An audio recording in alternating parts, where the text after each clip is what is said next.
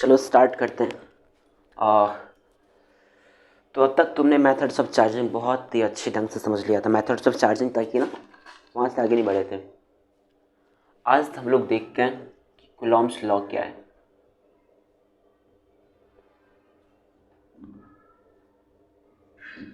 इसको ऐसे समझो, हमने तुमको क्या समझाया था। चार्ज क्या होता है बता पहले।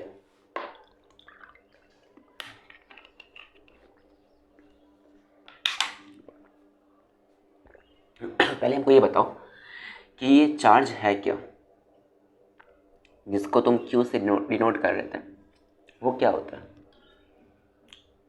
वो चार्ज है क्या। तो चार्ज वो प्रॉपर्टी होता है, चार्ज वो प्रॉपर्टी होता है किसी भी मैटर की, किसी भी मटेरियल की। चार्ज वो प्रॉपर्टी है बाय विच इट कैन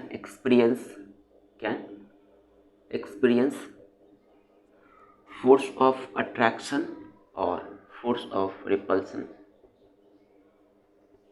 मतलब अगर हम बात करें तो चार्ज है क्या, चार्ज है मैटर का वो प्रॉपर्टी जिसके वजह से matter can experience force of attraction और फोर्स ऑफ रिपल्सन, या फिर कोई भी object can experience force of attraction force of repulsion, right. That is electric effect को इलेक्ट्रिक इफेक्ट बोलो या फिर बोलो मैग्नेटिक इफेक्ट। उसको अगर मैटर एक्सपीरियंस करता है तो किसकी वजह से करता है, चार्ज की वजह से करता है, ठीक है। दैट इज हम ये कह सकते हैं कोई भी दो चार्ज पार्टिकल है अपने पास, कोई भी दो चार्ज पार्टिकल है अपने पास, राइट। तो दोनों चार्ज पार्टिकल के बीच में क्या हो सकता है, इंटरैक्शन हो सकता है।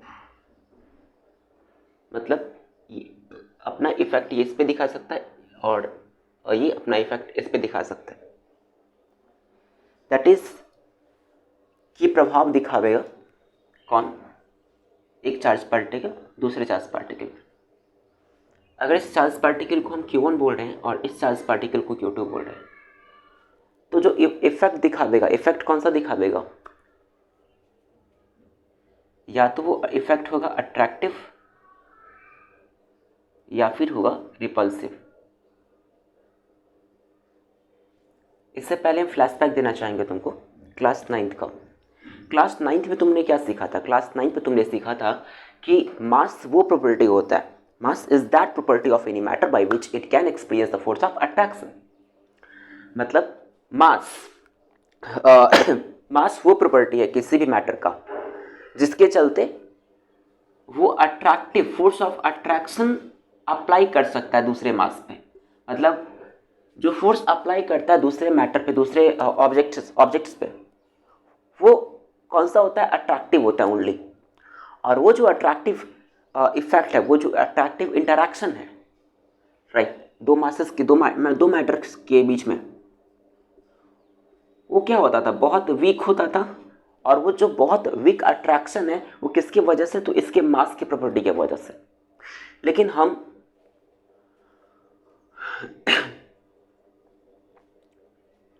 जब ये लॉ ऑफ ग्रेविटेशन दिया गया था जिसके अकॉर्डिंग दो मासेस अगर r डिस्टेंस पे रखे होते हैं तो फोर्स ऑफ अट्रैक्शन जो लगता है, ठीक है, दो मासेस के बीच में, वो कितना लग रहा था, g into m1m2 upon r square. r is the separation between the masses. मतलब फोर्स ऑफ अट्रैक्शन इसके इक्वल लगता था, याद कर वो दिन।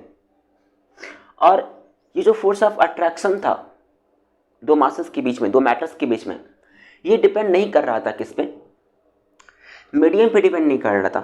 चाहे फिर इसको तुम दो मासेस को तुम पानी में रख दो, या फिर दो ऑब्जेक्ट्स को तुम पानी में रख दो, या फिर इन दोनों ऑब्जेक्ट्स को तुम वैक्यूम में रख दो, या फिर दोनों ऑब्जेक्ट्स को तुम स्पेस में डाल दो, कहीं भी रखो इसको, किसी भी मीडियम में डाल दो इन दोनों ऑब्जेक्ट्स को जिसका मास m1 और m2 हो।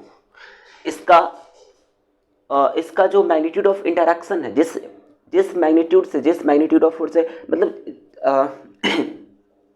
जिस वैल्यू से जिस मान से ये दोनों मासेस एक दूसरे को अट्रैक्ट करने की कोशिश कर रहे हैं ना, वो वैल्यू, वो मान, ठीक है, वो मान किसका, मैग्नीट्यूड का, वो वैल्यू किसका, इंटरैक्शन का, वो कभी भी चेंज नहीं हो सकता, वो कभी भी चेंज नहीं होगा। ये तुमने सीख लिया था अच्छे से, ऑल क्लियर, ये अच्छे से तुमने सीख लिया था।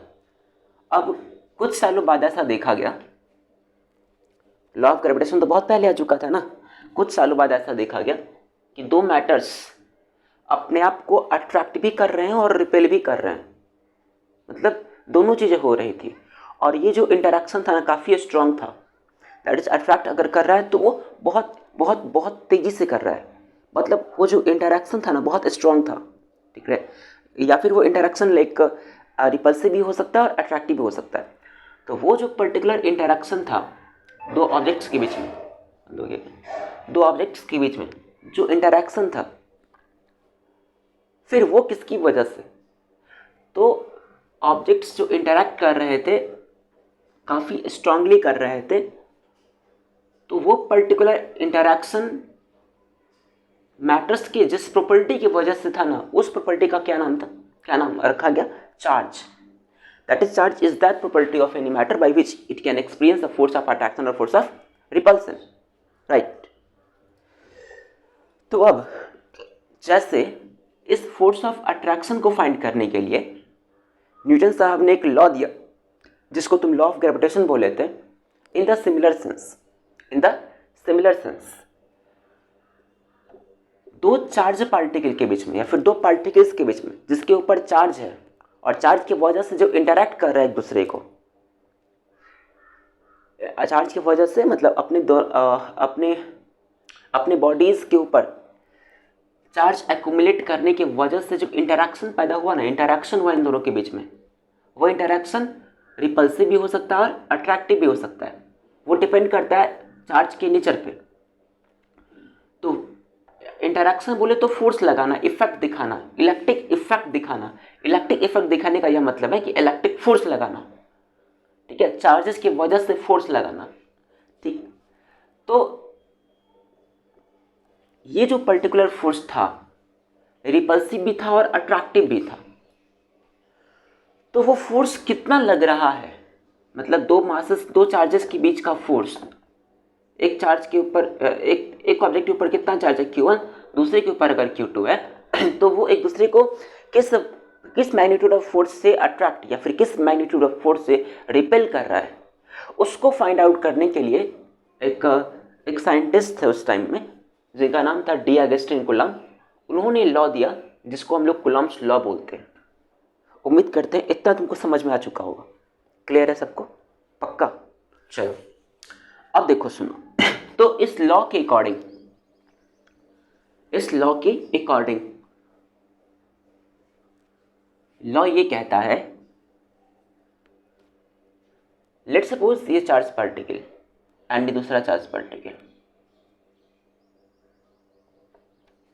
यहां पे एक चार्ज पार्टिकल रखा है जिसका नाम है Q1 और यहां पे एक चार्ज पार्टिकल रखा जिसका नाम है Q2, राइट। दैट इज, सबसे पहली बात तो ये Coulomb's law only valid for, मतलब कुलम्स लॉ के अकॉर्डिंग हम कुलम्स लॉ के थ्रू हम क्या कर सकते हैं, तो मैग्नीट्यूड ऑफ फोर्स या फिर जिस मैग्नीट्यूड ऑफ फोर्स से इंटरैक्ट कर रहा है ना चार्ज पार्टिकल एक दूसरे को, वो फाइंड कर सकते हैं।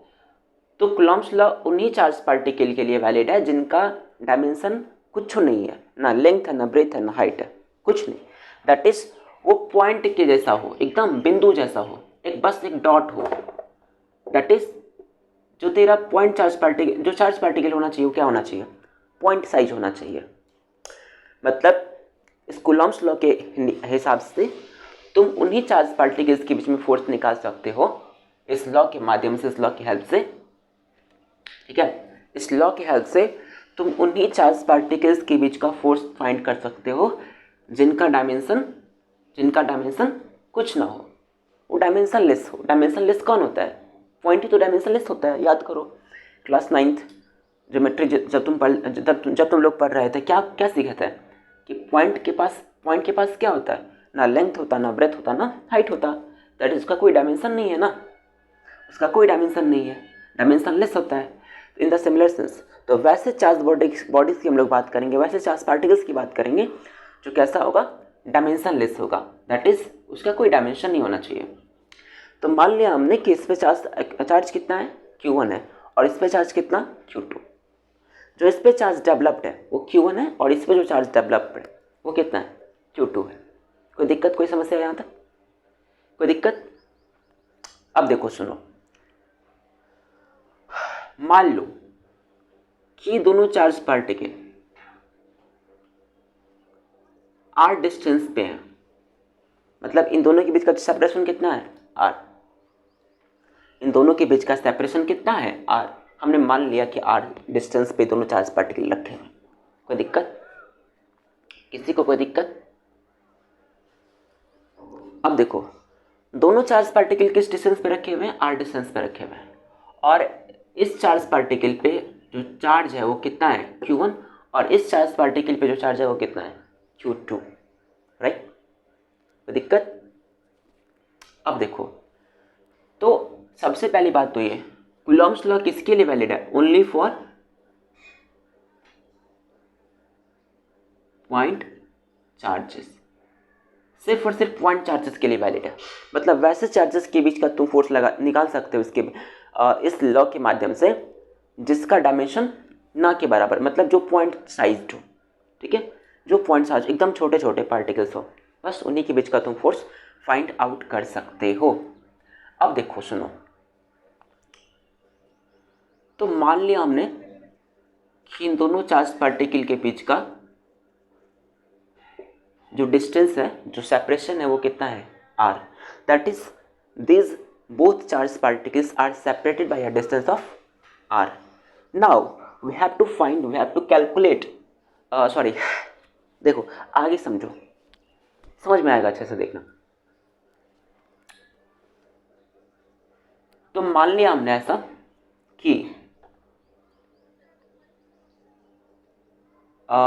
इस पॉइंट चार्ज पार्टिकल पे जो चार्ज है वो पॉजिटिव है और इस पॉइंट चार्ज पार्टिकल पे जो चार्ज है वो नेगेटिव है। कोई दिक्कत, कोई समस्या यहाँ तक? दैट इज ये प्लस चार्ज और ये नेगेटिव चार्ज, या फिर ऐसे समझो दोनों ही प्लस चार्ज पार्टिकल, मतलब दोनों का साइन कैसा है, सेम है। जब दोनों का साइन होता है सेम तो कौन सा फोर्स लगेगा, अट्रैक्टिव या रिपल्सिव? रिपल्सिव लगेगा ना, रिपल्सिव लगेगा। दैट इज कि Q2 किधर धक्का मारेगा, इसको इधर, और Q1 किधर मारेगा, इधर। किसको, Q2 को इधर भगावेगा, Q2 इसको इधर भगावेगा, ठीक है, मतलब ऐसे धक्का मार रहा होगा और at a distance of r है। और क्योंकि विदाउट बीइंग इन टच, मतलब विदाउट बीइंग इन कॉन्टैक्ट, दोनों चार्ज पार्टिकल एक दूसरे चार्ज पार्टिकल पे क्या कर रहा है, फोर्स लगा रहा है ना। इंटरैक्शन जो यहाँ पे हो रहा है विदाउट बीइंग इन कॉन्टैक्ट हो रहा है ना, बिना संपर्क में आए हो रहा है ना, बोलो हाँ या ना, बिना संपर्क में आए हो रहा है।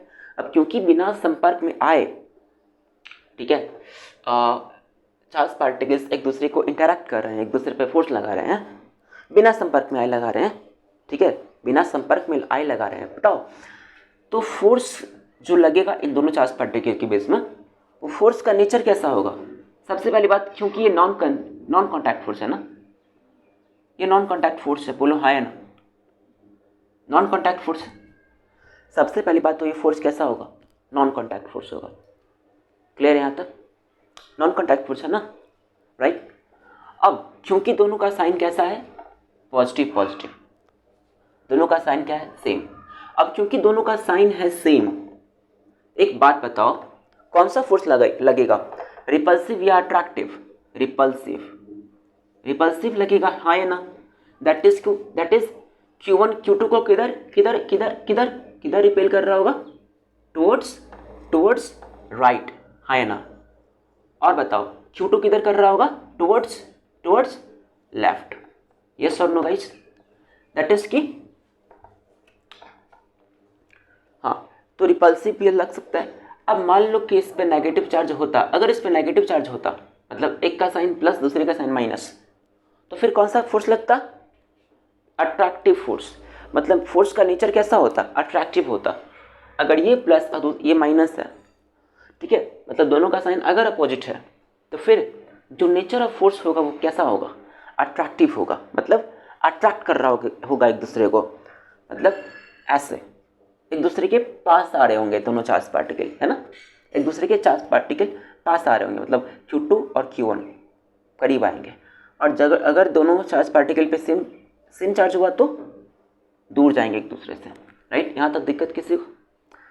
तो नेचर नॉन कॉन्टैक्ट फोर्स तो होगा ही होगा, साथ ही साथ रिपल्सिव भी होगा ये। ठीक है, कोई दिक्कत यहाँ तक?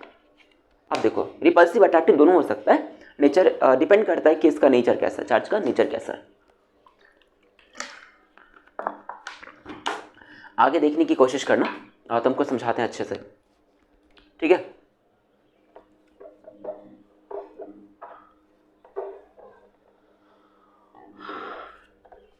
तो वो सबसे पहली बात तो ये पॉइंट चार्ज के लिए वैलिड है, ये रिपल्सिव भी हो सकता है और अट्रैक्टिव भी हो सकता है। कोई दिक्कत? सॉरी, कोई दिक्कत नहीं। अब देखो, तो बड़ी बड़ी बातें अब होंगी, बड़ी बड़ी बातें इसलिए कि मान लो दो मासेस है m1 और m2, तो इन दोनों के बीच का फोर्स कितना था, g into m1 m2 upon r square. और ये जो फोर्स लग रहा था, ये जो फोर्स अप्लाई हो रहा था दोनों मासेस के बीच में, ये फोर्स क्या मीडियम पे डिपेंड कर रहा था? क्या ये फोर्स मीडियम पे डिपेंड कर रहा था? नहीं कर रहा था। मतलब ये जो पर्टिकुलर फोर्स है F equals G into m1 m2 upon r square, ये मीडियम पे डिपेंड नहीं कर रहा था, मतलब ये मीडियम पे डिपेंड ही नहीं करेगा। ठीक है, इसको तुम कहीं भी रख दो, जल अग्नि वायु आकाश कहीं भी रख दो, फोर्स इतना ही लगेगा। लेकिन कितना मास, मतलब मास m1 m2 और r दोनों क्या होना चाहिए, सेम रहना चाहिए हर जगह, तब ये मीडियम पे डिपेंड नहीं करता। लेकिन अगर हम चार्ज पार्टिकल के बीच की बात करें, चार्ज पार्टिकल्स के बीच में जो फोर्स ऑफ अट्रैक्शन और रिपल्सन है उसके मैग्नीट्यूड की बात करें, तो वो डिपेंड करता है किस पे, मीडियम पे। दैट इज़ अगर इसको वैक्यूम में रखेंगे, इस चार्ज पार्टिकल को अगर हम वैक्यूम में रख रहे हैं, वैक्यूम बोले तो जहाँ पे कुछ ना हो, नथिंग, मतलब जहाँ पे एयर ना हो उसको क्या बोलोगे, वैक्यूम। मतलब फ्री स्पेस में रखोगे, फ्री स्पेस बोले तो खाली जगह पे रखोगे जहाँ पे कोई मीडियम ना हो। अगर वहाँ पे रख रहे हो, ठीक है, चार्ज पार्टिकल को Q1 Q2 को, तब फोर्स कुछ और आएगा F1, राइट। अगर इन्हीं चार्ज पार्टिकल्स को तुम ऑयल में डिप कर दिए, मतलब तेल में डाल दिए, तब कुछ और आएगा F2। अगर इन्हीं दो चार्ज पार्टिकल को तुम एट अ डिस्टेंस r, हर जगह डिस्टेंस सेम है, मैग्नीट्यूड भी चार्ज का सेम है, मैग्नीट्यूड भी चार्ज का सेम है, मैग्नीट्यूड भी चार्ज का सेम, सब कुछ सेम, डिस्टेंस भी सेम, मैग्नीट्यूड भी सेम, Q1 Q2 भी सेम, सब कुछ सेम, ईच एंड एवरीथिंग। लेकिन मीडियम चेंज होने से, अगर इसको वाटर में डाल दे रहे हैं ना, मीडियम चेंज होने से क्या हो रहा है, फोर्स चेंज हो जा रहा है। तो ये जो पर्टिकुलर फोर्स है, कोलम्बियन फोर्स हम जिसको बोल रहे हैं, मतलब ये जो इलेक्ट्रिक फोर्स है, दो चार्ज पार्टिकल्स के बीच में जो फोर्स लग रहा है, ठीक है, जिस मैग्नीट्यूड ऑफ फोर्स से पार्टिकल्स अट्रैक्ट या फिर रिपेल करते हैं चार्ज पार्टिकल्स, वो मैग्नीट्यूड ऑफ फोर्स किस पे डिपेंड करेगा, तो मीडियम पे डिपेंड करेगा। मतलब इसको एयर में डालोगे तो कुछ और, तेल में डालोगे तो कुछ और, भाई सब वाटर में डालोगे तो कुछ और, डिपेंड करता है, बता तो रहे हैं, ये डिपेंड करता है किस पे, मीडियम पे डिपेंड करता है। लेकिन जो अपना ग्रेविटेशनल फोर्स था वो मीडियम पे डिपेंड नहीं कर रहा था, ठीक है। बट जो कोलम्बियन फोर्स है वो मीडियम पे डिपेंड करता है। तो मेजर डिफरेंस तो ये हो गया कि ये मीडियम पे डिपेंड कर रहा है, ये मीडियम पे डिपेंड करेगा, मीडियम डिपेंडेंट, राइट, ये मीडियम पे डिपेंड करेगा। कोई दिक्कत यहाँ तक? कोई दिक्कत, कोई समस्या? अब देखो, only for point charges repulsive और अट्रैक्टिव, मीडियम पे ये डिपेंड करेगा, मीडियम डिपेंडेंट होगा। अब देखो सुनो, तो इस लॉ के माध्यम से, जो इस लॉ का पहला लॉ है, कूलॉम्स लॉ का जो पहला स्टेटमेंट है वो ये है। और उससे पहले एक और बात समझ लो, तो बात ये है कि लेट्स सपोज दो चार्ज पार्टिकल है Q1 और Q2, अगर दोनों पे प्लस प्लस चार्ज है, बताओ कौन सा फोर्स लगेगा, रिपल्सिव ना, रिपल्सिव फोर्स ऑफ रिपल्सन लगेगा। तो फोर्स क्योंकि वेक्टर क्वांटिटी है ना, फोर्स क्योंकि वेक्टर क्वांटिटी है, और फोर्स का, अगर फोर्स वेक्टर क्वांटिटी है तो फोर्स का अपना डायरेक्शन होगा, हाँ या ना बोलो। मतलब किसी डायरेक्शन में फोर्स, अगर हम Q2 की बात करें, Q2 अगर Q1 को रिपेल करेगा तो Q2 किसी डायरेक्शन में रिपेल करेगा ना, बोल हाँ या ना। दैट इज Q2 किसी डायरेक्शन में रिपेल करेगा ना इसको, Q1 को, और Q1 भी इस पे फोर्स लगावेगा Q2 पे, तो Q1 भी इसको किसी डायरेक्शन में रिपेल करेगा। फोर्स क्योंकि एक वेक्टर क्वांटिटी है तो एक पर्टिकुलर डायरेक्शन होगा ना उसका, उस मैग्नीट्यूड का। अगर हम उस डायरेक्शन की बात करें तो देखो, तो मान लिया हमने Q2 इस पे फोर्स लगा रहा और Q1 माना भाई क्या तो लगाएगा ही, और Q1 Q2 पे फोर्स लगा रहा, तो दोनों चार्ज पार्टिकल को क्या करो, दोनों चार्ज पार्टिकल को एक लाइन से कनेक्ट कर दो, एक स्ट्रेट लाइन से कनेक्ट कर दो, एक स्ट्रेट लाइन से कनेक्ट कर दो, ठीक है, एक स्ट्रेट लाइन से कनेक्ट कर दो दोनों चार्ज पार्टिकल को। अब अगर तुम दोनों चार्ज पार्टिकल को एक स्ट्रेट लाइन से कनेक्ट कर दिए तो फोर्स जो Q2 Q1 पे लगावेगा वो स्ट्रेट लाइन के अलोंग लगेगा।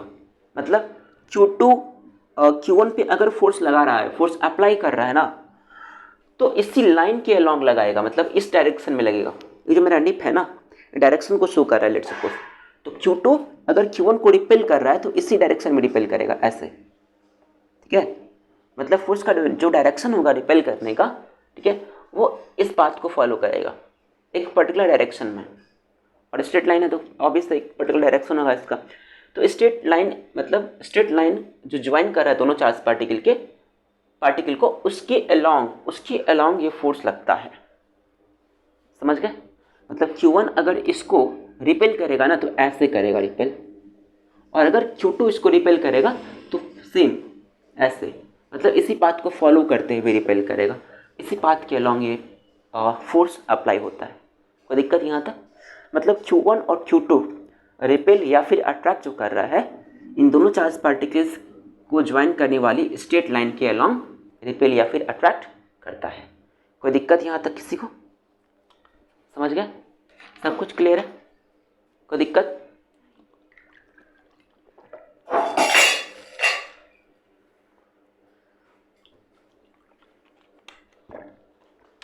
कोई समस्या? तो एक नोटेबल पॉइंट और होगा ये कि force acts along the line joining the point charges। मतलब फोर्स जो लगेगा ना वो line joining the point charges के अलोंग लगेगा, ठीक है। अब देखो सुनो, एक बात बताओ, जो न्यूटन का थर्ड लॉ था वो क्या कहता था? वो ये कहता था, या फिर छोड़ो हम उसकी बात नहीं कर रहे फिलहाल, तुम ऐसे समझो Q2 और Q1, तो Q1 इसको रिपेल करेगा ना, मतलब force on Q1 due to Q2। इसको पता है कैसे लिखते हैं? जिस पे फोर्स लग रहा है उसको पहले लिखो, Q1 पे हम फोर्स निकालना चाह रहे हैं पहले Q2 के द्वारा, और जो फोर्स लगाएगा उसको बाद में, F Q1 Q2। इसका मतलब क्या हुआ? इसका मतलब हुआ कि Q1 पे कौन फोर्स लगा रहा है? F2। हम जो ये F लिख रहे हैं ना, ये क्या है? ये मैग्नीट्यूड ऑफ फोर्स है, मतलब ये फोर्स का वैल्यू है, उस फोर्स का वैल्यू है जो Q2 किस पे लगा रहा है? Q1 पे लगा रहा है। Q2 और Q1 दोनों का चार्ज, दोनों का साइंस से में तो रिपेल करेगा ना, तो जिस मैग्नीट्यूड ऑफ फोर्स से इसको रिपेल करेगा, जो रिपल्सिव फोर्स होगा, जिस फोर्स से इसको रिपेल कर रहा होगा कौन? Q2 किसको? Q1 को, वो कितना होगा? तो उसको हमने ऐसे लिख दिया। कोई दिक्कत? मतलब जिस पे फोर्स लगेगा वो पहले लिखोगे और जो लगाएगा उसको बाद में लिखोगे। तो force on Q1 due to Q2, force on Q2 due to Q1। इसको कैसे लिखोगे जल्दी बताओ तो, जल्दी से कमेंट करो, कैसे लिखोगे? F Q2 Q1, ठीक है। मतलब अभी क्या है, दोनों मैग्नीट्यूड है, मतलब इस मैग्नीट्यूड से एक दूसरे को क्या करेगा? रिपेल करेगा, ठीक है। तो ये जो मैग्नीट्यूड होगा ना, मतलब ये जो वैल्यू होगा, जिस वैल्यू से Q2 Q1 को रिपेल कर रहा होगा और Q1 Q2 को रिपेल कर रहा होगा, वो दोनों वैल्यू सेम होगा। दोनों का वैल्यू कितना होगा? सेम। मतलब force on Q1 due to Q2 is equal to force on Q2 due to Q1। Force रहेगा सेम, फोर्स रहेगा सेम, इम्यूटेबल पॉइंट है, फोर्स रहेगा सेम। मतलब अगर Q2 Q1 पे, अगर Q2 Q1 पे, ठीक है, अगर Q2 Q1 पे x न्यूटन का फोर्स लगाता है, बताओ Q1 Q2 पे कितना लगाएगा? x न्यूटन का ही लगाएगा, according to third law of Newton. Third law of Newton समझ गए? Third law of Newton, that is ये एक्शन रिएक्शन पेयर को फॉलो कर रहा है। मतलब यहाँ पे साफ साफ देख सकते हो एक्शन रिएक्शन पेयर है, every action has a equal and opposite reaction, ठीक है। और दोनों का डायरेक्शन भी क्या होगा? अपोजिट होगा। अगर Q1 Q2 को इस डायरेक्शन में रिपेल कर रहा है तो Q2 किधर करेगा? इस डायरेक्शन में करेगा। और अगर Q1 Q2 को ऐसे अट्रैक्ट कर रहा है तो Q1 को किधर करेगा? अट्रैक्ट इधर करेगा।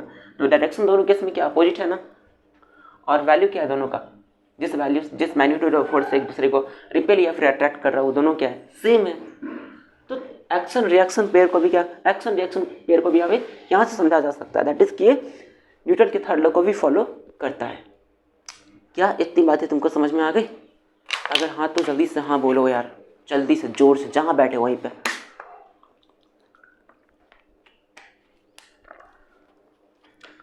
जल्दी से बोलो। क्लियर है? क्लियर है? कोई दिक्कत, कोई समस्या है तो?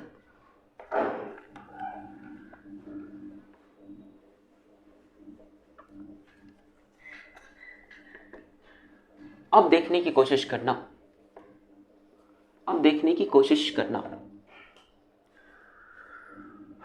जो इसका पहला लॉ है, जो इसका पहला स्टेटमेंट है, मतलब जो इलेक्ट्रिक फोर्स होगा दो चार्जेस Q1 और Q2 के बीच में, अगर वो r डिस्टेंस से सेपरेटेड हैं तो वो कितना होगा? वो कहता है कि फोर्स जो लगेगा ना, फोर्स, पहला स्टेटमेंट बोलता है कि जो फोर्स लगेगा इलेक्ट्रिक फोर्स, वो is directly proportional, directly proportional. और डायरेक्टली प्रोपोर्शनल को तुम कैसे लिखते हो? याद है ना तुमको? इसको ऐसे भी लिखा जा सकता है, is directly proportional to the product of the magnitude of charges. मतलब इसको ऐसे हम लिखें तो electric force between the charges is directly proportional to product of the magnitude of charges, that is Q1 और Q2 का जो मैग्नीट्यूड है, मतलब इसका मैग्नीट्यूड कितना, वैल्यू कितना है? Q1, और इसका वैल्यू कितना? Q2। दोनों को मल्टीप्लाई करो, मल्टीप्लाई करने के बाद जो आता है उसको मैग्नीट्यूड प्रोडक्ट बोलते हैं ना। तो ये जो इलेक्ट्रिक फोर्स होगा वो directly proportional to the product of their charges, product of the magnitude of their charges. मतलब electric force acting between these particles is directly proportional to the product of the magnitude of their charges। इसमें कोई दिक्कत किसी को? कोई दिक्कत नहीं। मतलब ये कहने का मेरा सेंस है कि let's suppose first case one की बात कर लेते हैं। यहाँ पे इसका वैल्यू है 2 कूलम और यहाँ पे इसका वैल्यू है 3 कूलम, केस 2, और दोनों ही r डिस्टेंस से सेपरेटेड है। केस 2 की बात कर लो, ये वैल्यू है 4 कूलम और ये वैल्यू है 8 कूलम। बताओ अगर दोनों के बीच का, दोनों केस में सेपरेशन सेम है, दोनों केस में सेपरेशन सेम है, किस केस में मैग्नीट्यूड ज़्यादा, सॉरी फोर्स ज़्यादा होगा? और इस केस का जो फोर्स है ना उसको F1 बोल दो और इस केस का जो फोर्स है उसको F2 बोल दो। बताओ किस केस में फोर्स ज़्यादा होगा? ऑप्शन ए तुम्हारे लिए F1 greater than F2, option b F1 less than F2, option a b. दोनों में से कौन सही है? जल्दी कमेंट करो, ए और बी कौन सही है? बी सही है, क्योंकि यहाँ पे 8 4 जा 32 आ रहा है प्रोडक्ट और यहाँ पे कितना आ रहा है प्रोडक्ट? 2 3 जा 6 आ रहा है। क्लियर है? तो 6 और 32 किसका प्रोडक्ट ज़्यादा हुआ? F2 वाले का ना। तो कौन सही होगा? Option b is correct here. ठीक है, तो ऑप्शन बी सही होगा। तो कहने का मेरा ये सेंस है कि product of the magnitude of charge जितना ज़्यादा होगा, force acting between the charge particles भी उतना ज़्यादा होगा। क्या ये बात तुमको समझ आती है? अब देखो स्टेटमेंट नंबर 2। स्टेटमेंट नंबर 2 कहता है स्टेटमेंट नंबर 2 कहता है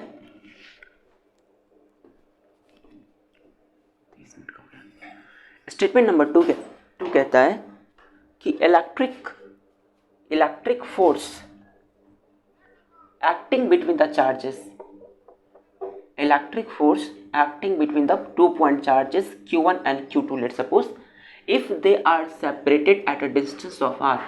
अगर दोनों charge particle at a distance of r से सेपरेटेड हो, ठीक है, तो उस केस में जो फोर्स लगेगा वो इनवर्सली प्रोपोर्शनल होगा किसके? Is inversely proportional is inversely proportional to the square of distance between them। that is दोनों चार्ज पार्टिकल के बीच का जो डिस्टेंस है r, उसका स्क्वायर करो।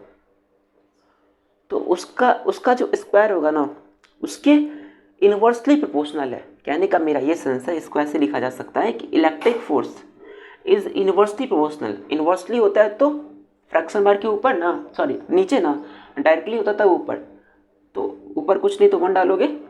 अब देखो सुनो, तो electric force is inversely proportional to the square of the distance between them. तो इसके बीच का डिस्टेंस क्या है? r है। इसका स्क्वायर करो, r स्क्वायर हो गया ना। तो इलेक्ट्रिक फोर्स इनवर्सली प्रोपोर्शनल किसके होता है? Square of the distance between them. Inversely proportional है, इनवर्स रिलेशन है। अगर हम r को डिस्टेंस को डिक्रीज करते हैं, बताओ क्या होगा? इलेक्ट्रिक फोर्स इंक्रीज हो जाएगा। और अगर हम डिस्टेंस को इंक्रीज करते हैं, इलेक्ट्रिक फोर्स डिक्रीज हो जाएगा। क्लियर है यहाँ तक? तो दैट इज इनवर्स रिलेशन है। मतलब अगर दो चार्ज पार्टिकल्स को हम लोग पास में लाएंगे, ठीक है, तब क्या होगा? तब मैग्नीट्यूड इंक्रीज कर जाएगा फोर्स का, लेकिन जैसे दूर ले जाएंगे तो फोर्स डिक्रीज हो जाएगा। ये है इनवर्स रिलेशन। क्लियर है यहाँ तक? तो ये दोनों स्टेटमेंट है किसका भाई साहब? किसका स्टेटमेंट है ये? कूलम्ब्स लॉ का। कूलम्ब्स लॉ के अकॉर्डिंग कि force, electric force acting between the 2 point charges q1 and q2 is directly proportional to the product of the magnitude of the charge, and it is inversely proportional to the square of the distance between them। that is कि पहला statement तो ये रहा, दूसरा statement ये रहा। Clear है? अब एक काम करते हैं, अब दोनों ही स्टेटमेंट को हम लोग क्या करते हैं? क्लबिंग कर देते हैं। तो दोनों स्टेटमेंट को हम लोग एक साथ लिख देते हैं। अब जैसे ही दोनों स्टेटमेंट को मेरे एक साथ लिखेंगे तो क्या आएगा? Electric force is directly proportional किसके है? q1 q2 के, और इनवर्सली प्रोपोर्शनल किसके है? 1/r² के। कोई दिक्कत यहाँ तक? कोई दिक्कत? तो डायरेक्टली प्रोपोर्शनल किसके हो गया? q1 q2 के, और इनवर्सली प्रोपोर्शनल किसके हो गया? देखो डायरेक्टली प्रोपोर्शनल किसके हो गया? ये डायरेक्टली प्रोपोर्शनल किसके है? अभी बताओ, डायरेक्टली प्रोपोर्शनल किसके है? डायरेक्टली प्रोपोर्शनल किसके है? सॉरी, डायरेक्टली प्रोपोर्शनल किसके है? q1 q2 के, और इनवर्सली प्रोपोर्शनल किसके है? 1/r² नहीं, r² के इनवर्सली प्रोपोर्शनल है ना। ये 1/r² के डायरेक्टली प्रोपोर्शनल हो जाएगा। तो 1/r² के ये इनवर्सली प्रोपोर्शनल, सॉरी 1/r² के इनवर्सली प्रोपोर्शनल है, और q1 q2 के डायरेक्टली प्रोपोर्शनल है। दैट इज कि तुम ऐसे भी लिख सकते हो इसको, मल्टीप्लाई जब करोगे तो 1/r² है ना, तो नीचे आ जाएगा ना r²। कोई दिक्कत? यहाँ तक किसी को दिक्कत है? q1 q2 अपन r², कोई प्रॉब्लम? अब जब हम इस प्रोपोर्शनैलिटी साइन को हटाते हैं ना, ठीक है, जब इस प्रोपोर्शनैलिटी साइन को हम लोग रिमूव करेंगे तो क्या आएगा पता है? या फिर चलो इसको हम रिमूव हटा दे रहे हैं भाई, अब हटा दे रहे हैं इसको। जब इस प्रोपोर्शनैलिटी साइन को हम लोग हटाएंगे तो एक कांस्टेंट आता है जिसको हम लोग क्या बोलते हैं, प्रोपोर्शनैलिटी कांस्टेंट बोलते हैं ना। तो electric force will be equal to k into Q1 Q2 upon r square. और एक बात का हमेशा ध्यान रखना कि जब भी तुम दो चार्जेस के बीच का मैग्नीट्यूड निकालो ना तो उसका साइन कंसीडर नहीं करना, उसका सिर्फ और सिर्फ मैग्नीट्यूड लिखना है। मतलब ये 2 कूलम और 3 कूलम है, आर डिस्टेंस पे सेपरेटेड है, इसका साइन निगेटिव है, मान लो क्या है निगेटिव। तो फोर्स इक्वल्स टू क्या होता है के Q1 Q2 upon r square. तो Q1 का जब वैल्यू डालोगे तो -2 कूलम मत डालना, क्या डालोगे सिर्फ और सिर्फ 2 कूलम। मैग्नीट्यूड में क्या लिया जाता है, साइन नहीं लिया जाता, सिर्फ और सिर्फ 2 कूलम 3 कूलम लिया जाता है। हम पहले लिख देते magnitude of the product of their charges, इसलिए सिर्फ और सिर्फ तुम क्या लोगे, साइन नहीं लोगे, वैल्यू लोगे इसका, ठीक है, चार्जेस का सिर्फ वैल्यू लोगे। तो जब तुम प्रोपोर्शनैलिटी साइन को हटाए और जब इक्वल्स टू डाले तो क्या आएगा, क्या आएगा। और इसको हम लोग क्या बोलते हैं पता है, प्रोपोर्शनैलिटी कांस्टेंट तो है ये, साथ ही साथ इसको हम लोग बोलते हैं, बताते हैं क्या बोलते हैं। और इसका वैल्यू पहले समझ लो क्या होता है। इसका वैल्यू होता है 9 × 10⁹ और इसका यूनिट हम निकालना सिखाते हैं। के का वैल्यू बताओ कितना हो जाएगा, के का वैल्यू हम जानना चाहते हैं यहाँ से, इसके टर्म्स में, इसी के टर्म्स में जानना चाहते हैं। तो वो हो जाएगा तुम्हारा कितना पता है, इसको इधर ले चलोगे तो k Q1 Q2 upon FE into r square, और के का वैल्यू यहाँ से कितना हो जाएगा, electric force into r square upon Q1 Q2 that is newton metre square. इसका यूनिट कितना होता है, न्यूटन होता है ना, और इसका आर का metre, metre into metre, metre square, और Q1 into Q2 coulomb into coulomb, coulomb square, इसलिए newton metre square per coulomb square. तो इसका यूनिट कितना हो जाएगा, newton metre square per coulomb square, इसके का यूनिट होगा। और इसके का वैल्यू कितना है, 9 × 10⁹ अब तुम साफ साफ देख सकते हो। चलो ऐसा समझो। अब ये जो के का वैल्यू है, कोई ये मत पूछना कैसे आया वैल्यू, ये वैल्यू एक्सपेरिमेंटल है, ये एक्सपेरिमेंटल वैल्यू है, ठीक है, ये एक्सपेरिमेंट से आया है। इस वैल्यू की चर्चा हम लोग नहीं करेंगे, मैं चर्चा करेंगे मतलब इस वैल्यू के पीछे नहीं जाएंगे, इसका डेरिवेशन नहीं देखना होता है, बस तुमको ये याद रखना है कि इसका वैल्यू इतना होता है, ठीक है। इस प्रोपोर्शनैलिटी कांस्टेंट का वैल्यू इतना होता है, कितना, 9 × 10⁹ newton metre square per coulomb square. कोई दिक्कत यहाँ तक। अब देखो सुनो,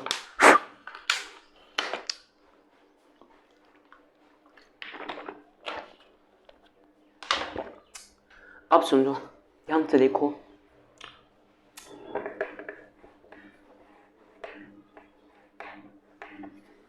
सॉरी मिटा क्यों दिया यार, के equals to 9 × 10⁹ metre square per coulomb square. Okay अब देखो, अब ये जो के है ना ऐसे भी लिखा जा सकता है 1/4 pi epsilon naught, 1/4 pi epsilon naught, ठीक है, 1/4 pi epsilon naught.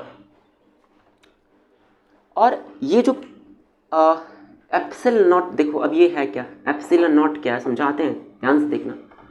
1/4 pi epsilon naught, ऐसा सी के बीच में एक ऐसे इसको कट कर दो। इस के का वैल्यू एक्सपेरिमेंटल है, बार बार बोल रहे हैं। और पाई का वैल्यू तुम जानते ही हो, पाई का वैल्यू क्या होता है, 22/7 के आसपास होता है ना, हाँ अप्रॉक्स वैल्यू होता है उसका। तो 1/4 पाई एप्सिलन नॉट बताया ना, एक कांस्टेंट है और एक्सपेरिमेंटल कांस्टेंट है। अब देखो 1/4, ना इसका वैल्यू कभी चेंज होगा, ना इसका वैल्यू कभी चेंज होगा, ना इसका वैल्यू कभी चेंज होगा। हम तुमको बताए थे कि जो कोलम्बियन फोर्स है, जो इलेक्ट्रिक फोर्स है, मतलब कोलम्बियन फोर्स अभी क्या है, इलेक्ट्रिक फोर्स ही कोलम्बियन फोर्स है। कोलम्बियन फोर्स चार्ज पार्टिकल्स के लिए वैलिड है, याद रखना हमेशा। और इलेक्ट्रिक फोर्स बोलो या फिर कोलम्बियन फोर्स बोलो फिलहाल तुम।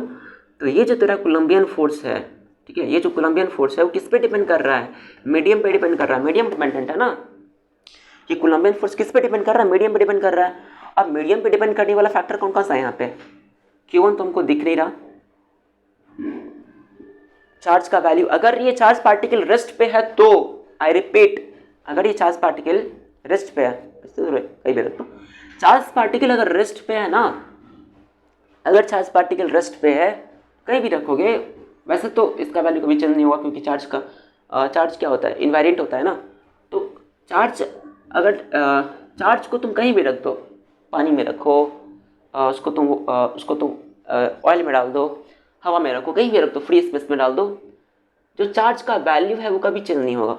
अगर Q1 का वैल्यू हम 2 कूलम ले रहे हैं और Q2 का वैल्यू ले रहे हैं 3 कूलम, ठीक है, तो ये तो कभी भी चेंज नहीं होगा। किसी भी मीडियम में इसको डाल दो, मतलब मीडियम डिपेंडेंट अगर हम इस कोलम्बियन फोर्स को बोलें, अगर मीडियम डिपेंडेंट हम इलेक्ट्रिक फोर्स को बोलें, तो इसका मतलब बनता है कि इलेक्ट्रिक फोर्स अगर मीडियम डिपेंडेंट है तो सीधी सी बात है भाई साहब कि वो किस पे डिपेंड नहीं कर रहा है, मतलब Q1 और Q2 मीडियम डिपेंडेंट फैक्टर नहीं है। मतलब Q1 और Q2 फैक्टर वो नहीं है जिससे कि इलेक्ट्रिक फोर्स जो इन दोनों चार्ज पार्टिकल के बीच में लगेगा वो मीडियम पे डिपेंड कर जाए। तो मीडियम पे डिपेंड करवाने वाला फैक्टर Q1 और Q2 तो नहीं है ना, क्योंकि खुद मीडियम पे डिपेंड नहीं कर रहा है और ना ही डिस्टेंस है।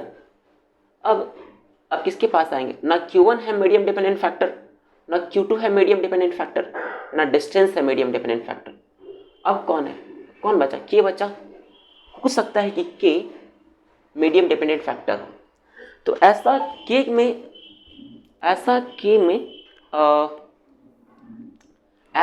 K में क्या है कि मीडियम डिपेंडेंट फैक्टर हो गया।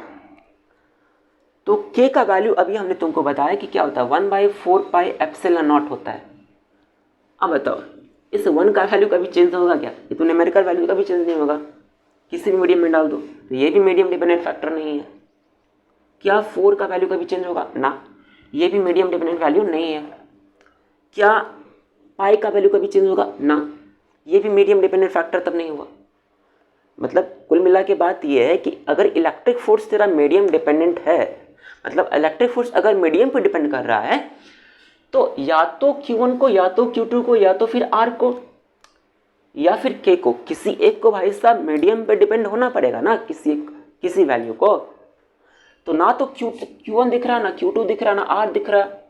अब बात आई कि K होगा, तो K में ऐसा क्या है कि वो मीडियम पे डिपेंड कर रहा है, ना 1 कर रहा है मीडियम पे डिपेंड, ना 4 कर रहा है मीडियम पे डिपेंड, ना 5 पाई कर रहा है मीडियम पे डिपेंड। अब क्या बचा, अब एक बचा, तो कौन है, एप्सिलॉन नॉट है।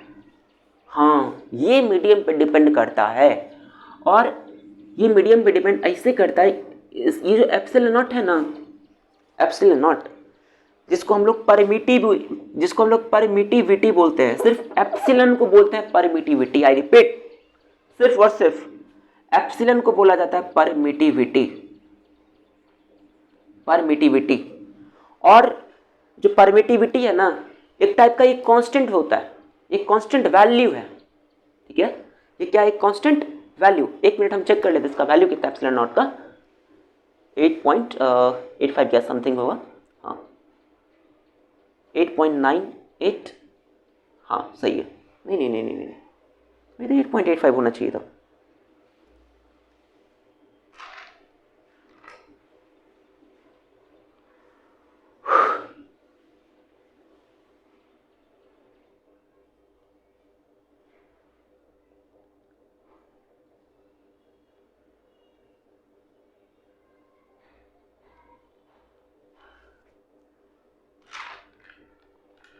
भाई हमको याद नहीं आ रहा एप्सिलॉन नॉट का वैल्यू कितना होता है एग्जैक्ट, लेकिन कुछ होता है, हम बता देंगे तुमको। देखो तो एप्सिलॉन एक्चुअली क्या है, परमिटिविटी है, ठीक है, ये परमिटिविटी है। मतलब परमिटिविटी बोले तो ये मीडियम पे डिपेंड कर रहा है, एक ऐसा कांस्टेंट है जो मीडियम पे डिपेंड करता है, ठीक है, ये ऐसा कांस्टेंट है जो कि मीडियम पे ही डिपेंड करता है। ये ऑयल्स के लिए इसका वैल्यू कुछ और हो जाएगा, ठीक है, इसके लिए वाटर के लिए कुछ और हो जाएगा, वैक्यूम के लिए कुछ और हो जाएगा, राइट। मतलब सबके लिए वैल्यू ना इसका चेंज होते रहता है, सबके लिए इसका वैल्यू चेंज होते रहता है। किसका, इस एप्सिलॉन का, जिसको हम लोग परमिटिविटी बोल रहे हैं, परमिटिविटी, ठीक है। और अगर इसके आगे हम एक नॉट लगा देते हैं तो इसको क्या बोलेंगे, एप्सिलॉन नॉट बोलेंगे। और ये जो एप्सिलॉन नॉट होगा ना, वो परमिटिविटी किसका होगा, तो फ्री स्पेस का होगा। फ्री स्पेस बोलो या फिर बोलो वैक्यूम, बात बराबर है, बात बराबर है। तो परमिटिविटी ऑफ फ्री स्पेस इसी को कहते हैं। एक सेकंड बस रुको। तो इस एप्सिलॉन नॉट का वैल्यू कितना होता है? हाँ, एप्सिलॉन नॉट को हम लोग क्या बोलते हैं? Permittivity of free space. Free space बोलो या फिर वैक्यूम बोलो, मतलब कहने का मेरा ये सेंस है कि जब दोनों चार्ज पार्टिकल Q1 Q2 रहेगा वैक्यूम में, मतलब जहाँ पे कोई मीडियम नहीं है, अगर यहाँ पे हम लोग चार्ज पार्टिकल को डालते हैं r डिस्टेंस पे, तो इस केस में जो 1/4 पाई इंटू उसको किससे मल्टीप्लाई करना है? तो एप्सिलॉन नॉट से, और उसके बाद जो k का वैल्यू आएगा वो, तो देखो, तो एप्सिलॉन नॉट परमिटिविटी किसका है? फ्री स्पेस का है। तो परमिटिविटी ऑफ फ्री स्पेस पता है कितना होता है? 8.85 into 10⁻⁻12 coulomb square newton metre per square. ठीक है, हाँ, तो इतना वैल्यू होता है। और अगर हम 1/4 इंटू 1/पाई इंटू 8.85 इंटू 10⁻⁻12 और ऊपर जब ले जाओगे इसको यूनिट को, तो न्यूटन मीटर स्क्वायर पर कूलम स्क्वायर हो जाएगा ना। तो जब इसको तुम सॉल्व करोगे ना, इस वैल्यू को तुम सॉल्व करोगे, तो ये k के इक्वल आ जाएगा। और इस k का वैल्यू अब बताओ क्या कांस्टेंट होगा कि नहीं होगा? और ये कांस्टेंट k जो है ना, सिर्फ और सिर्फ किसके लिए है? ये जो k का वैल्यू आवेगा 9 into 10⁹ metre square newton metre square पर कूलम स्क्वायर। देखो ना, यूनिट आ रहा है इतना, यहाँ पे देख लो यूनिट आ रहा है इतना। तो इस k का जो पर्टिकुलर वैल्यू आया ना भाई साहब, इस k का जो वैल्यू आएगा इसके इक्वल आएगा। अब इस k का जो वैल्यू आया this much 9 into 10⁹ newton metre square पर कूलम स्क्वायर, ये किसके लिए है? ये वैक्यूम के लिए है। वैक्यूम के लिए इसलिए है क्योंकि हमने क्या किया है? हमने क्या किया? तो एप्सिलॉन जो इस परमिटिविटी का वैल्यू लिया है, कब लिया? फ्री स्पेस में, एक्सपेरिमेंटल वैल्यू है। मतलब 8.85 इंटू 10⁻12 जो लिया हमने, वो कब लिया? जब चार्ज पार्टिकल का कहाँ पर हो? वैक्यूम में रखा हो, तब एप्सिलॉन नॉट का वैल्यू, तब हम लोग एप्सिलॉन नॉट यहाँ पे पुट किए और एप्सिलॉन नॉट का वैल्यू इतना। अब बताओ, अगर हम लोग कुछ कहीं और डाल देते, इसको कहीं और डाल देते, ठीक है, लिक्विड में डाल देते, तब किसका लेते? तब किसका परमिटिविटी लेते? लिक्विड का। और लिक्विड का परमिटिविटी भी एक्सपेरिमेंटल